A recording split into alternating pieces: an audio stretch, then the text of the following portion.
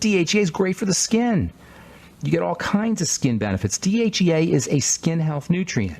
Remember, the skin and skin care and beauty, when we talk about secondary and byproduct, there's nothing more secondary and byproduct in the world of health than skin health. Skin health is classically secondary to lots of other things. It's a byproduct like heart disease and dementia and bone health and muscle health and immune health and cancer. Skin health is a byproduct. But because there's so much money at stake, no one in the beauty business is going to tell you this. And I was saying before the break, when I go to the trade shows and talk to chemists, they're all laughing. I have to, they know me now. I ask hard questions when I go to the trade shows, so they know who I am. And I like to talk chemistry, so they always laugh. Of course it doesn't work. They'll tell you things like, well, it's been shown to improve skin pigmentation by 7.8%, and 23% of people noticed a 5% difference. And did it work? No, of course it's not going to work. There's nothing that can work really topically except for retinoic acid and vitamin C. But nobody's going to tell you that because there's money in it. Big, big, big, big money in it. Beauty is a byproduct. Beauty is like building bones. I can tell when somebody is got bone problems by looking at their skin. Osteoporosis and wrinkles go hand in hand. Somebody who's wrinkling rapidly is probably dealing with osteoporosis and probably a breakdown in their blood vessels too. Beauty is a byproduct. Building bones is a byproduct. Healthy hearts are byproducts. Healthy weight is byproducts of good nutritional supplementation, breathing correctly, eating correctly, thinking correctly, feeling correctly. And when we finally nail this down, we're not going to need the silly drugs and the silly doctors for the most part, and the silly skincare products, for the most part, silly skincare products. The skincare business and skincare products as we know them today, creams and lotions, which are your standard skincare product, were developed in the late 19th century and the early 20th century, and they've changed very little since. This is why I came out with the truth. The truth is a complete departure, which I figured out in the pharmacy setting. Because I couldn't play around in the pharmacy setting, I had to make products that were going to work. I couldn't play around. And so I just changed the whole format. That's why we don't really have creams and lotions in our true skin health products. Most products that we're using today, I don't care how fancy it is or how much you paid for it at the department store, it's still based on the same standard idea that you make what's called a water in oil or an oil in water emulsion. That's your standard product, an emulsion. We've talked about emulsions a couple months ago. They're creams and they're lotions. And it's the same generic formula that was created by the Greek physician Galen in the year 300. No kidding. Or 200, I think. Yes, 1900 years ago, we've been using the same basic product for nearly 2,000 years, and nobody's thought to change it until Truth Skin Health Products, that is. You take water, 70%, 80% or so water. You take some wax, you throw in some thickener, maybe some xanthan gum, 2 or 3% emulsifying agent, a little bit of glycerin, silicone, some cocoa butter, maybe if you're lucky, or maybe a vitamin or two, and a lot of marketing. That's your skincare product. And it doesn't do nothing for nobody, except it makes people a lot of money. All right, I'm Pharmacist Ben. 844-236-6010 is our number. You're listening to The Bright Side. We'll be back after this.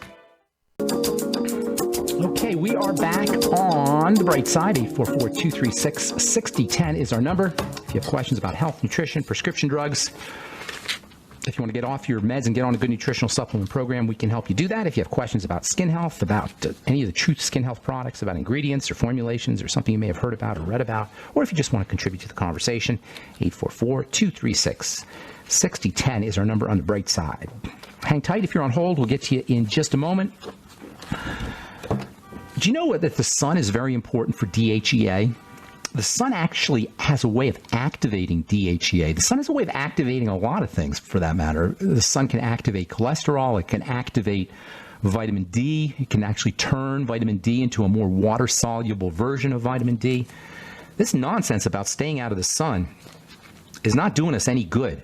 Via its activity on DHEA, via its activity on cholesterol, via its activity for vitamin D. The sun is one of the most cardioprotective, anti-aging skin health substances you could ever expose yourself to. Yes, it's good for your skin. Via vitamin D, DHEA, and cholesterol, it turns out the sun is actually good for your skin. Can you burn and accelerate aging? Yes, of course you can. Sun's stimulating. But that doesn't mean you want to avoid it. It's stimulating.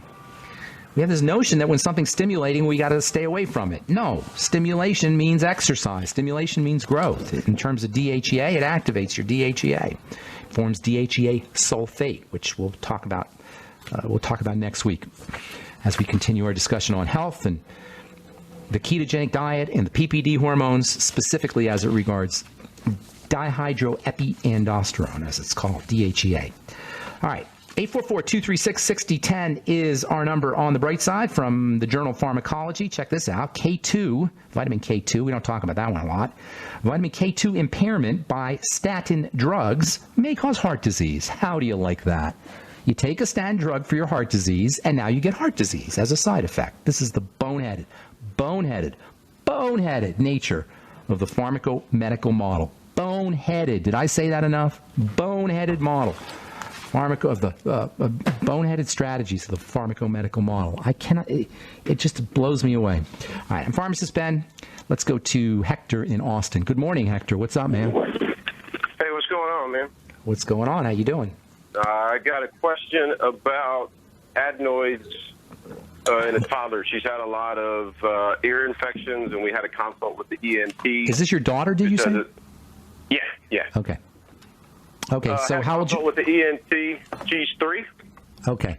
All right, here's the deal. Do you know what the adenoids are, by the way? Because when I tell you what they are, you'll know exactly how to take care of the problem. Do you know what they are? Right on. Do you know what they are, bro? No. Go ahead. Okay. Just as this isn't a quiz. I'm just curious to know, what do you think they are? And I just want to know what you think. No right answer here or wrong answer. I just want to know what you think. Some kind of lymph-like tissue in the back of the throat. Awesome. That's exactly what they are. Now, what does the lymph do?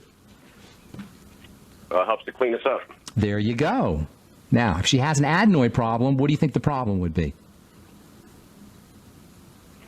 If she has a lymph problem, and the lymph's job is to clean things up, and she has a lymph problem, what do you think the problem is? Or not specifically, but generally, what would the problem be? Not specifically.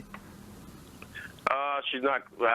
The lymph isn't draining like it should. You're on the right track. There's some kind of toxin in there. There's something the body. It's overloaded, right? So does she probably gets ear infections and that kind of thing, right?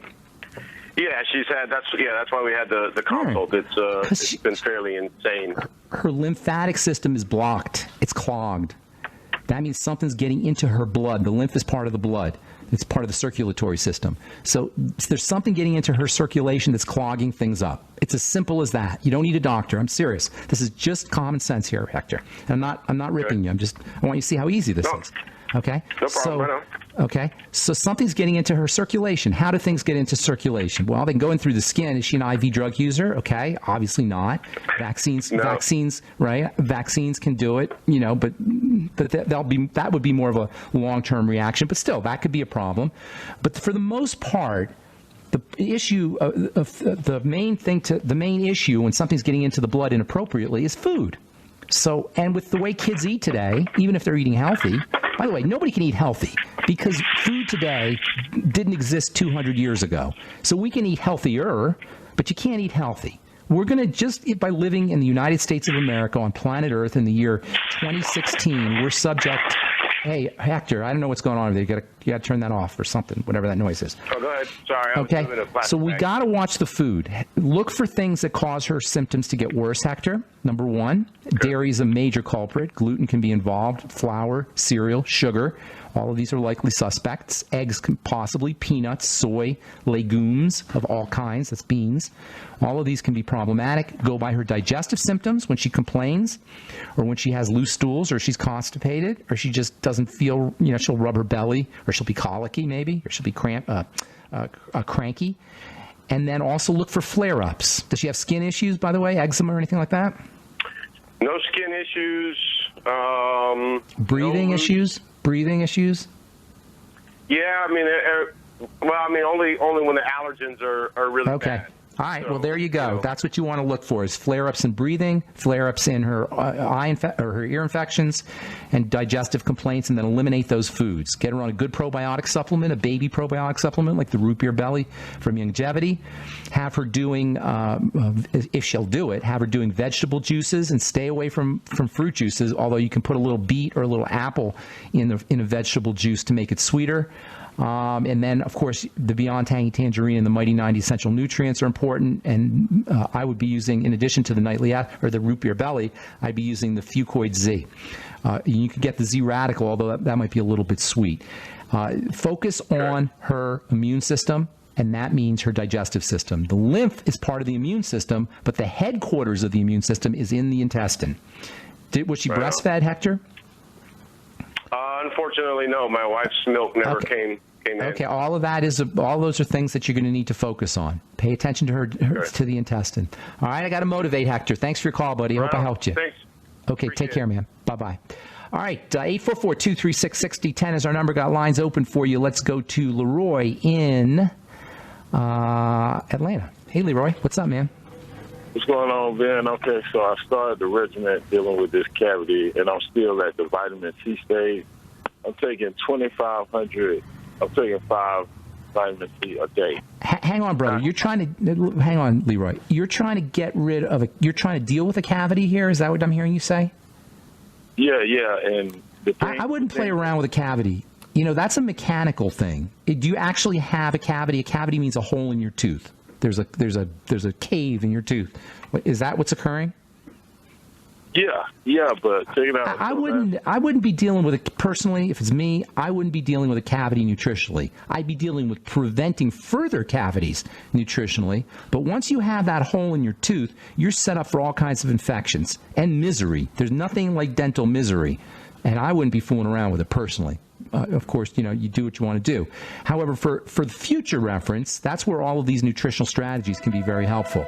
So I'm happy to talk to you about all that, but I just would not advise you to ignore a cavity and try to do it nutritionally. So hang on, Leroy. We got to take a break, and then we'll finish up when we come back. Got lines open for you. If you're on hold, hang on. We'll get to all you guys when we come back. 844-236-6010 is our number. I'm Pharmacist Ben.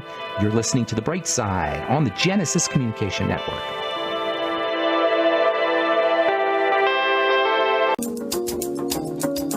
Okay, we're back on The Bright Side. 844-236-6010 is our number. We're talking to Leroy in Atlanta about cavities, about the teeth. If you have a cavity, Leroy, my suggestion is to have it taken care of. I don't know if you've ever had a toothache, but they ain't no fun, and that's what you're setting yourself up for, and worse, because once you get bacteria in there, you can end up with needing a root canal. The bacteria can go in the blood. Cavities are associated, and oral bacteria are associated with heart disease, heart health issues. It's nothing to mess around with. For the future, there's lots you can do, and I'm happy to help you. I don't mean to rain on your parade there, Leroy, but that's just my advice. Anything you want to add to that? And I'll tell you some cool supplements that you can take to prevent cavities here in a second. But is there anything you want to add to that, or ask me about that? Yeah. So what we discussed last week was, okay, I got a cavity, I got a mitral valve prolapse. Come up with a regimen, did some research with switching with comfrey root. I was using, since I had a mitral valve prolapse, I was going to use golden seal or yellow root for that part of it. You said, no, you should use the vitamin C as your antibiotic. And the way I know it's working is because my stool will get loose. Well, I really haven't experienced that, but what I am seeing is some of the affected area clear. That's awesome. That's awesome. You mean the cavity? Yeah, so can I take that as an indication that I have enough vitamin C? And you're on the right track. You can take it as an indication you're trending in the right direction, and that's a great question. And that's exactly how you want to assess the effectiveness of a protocol or a program, is by trending in the right direction, and you are certainly trending in the right direction, and that's great. Vitamin C does have antibiotic properties, so that's great. I still wouldn't be messing around with it, because just the potential for damage and pain in the future is so great. But that's awesome that you're getting those kinds of benefits. Did I tell you about zinc? Yes, you did, and I've added vitamin D as of late as well. So I'm going to move on with the rest of the regimen. My next question is this: what's the best transmission for the eggshell? Should I crush it up and put it in capsules, or should I put some vinegar? No, crush it up, and then let it soak in some vinegar to release the minerals, the nutrients, or lemon juice. You can use lemon juice, and then make yourself and let it sit as long as you can. Crush it up, let it sit as long as you can, and then you might even want to put a little bit of heat, just very, very little, maybe in a double boiler kind of thing, very little heat to release some of those minerals.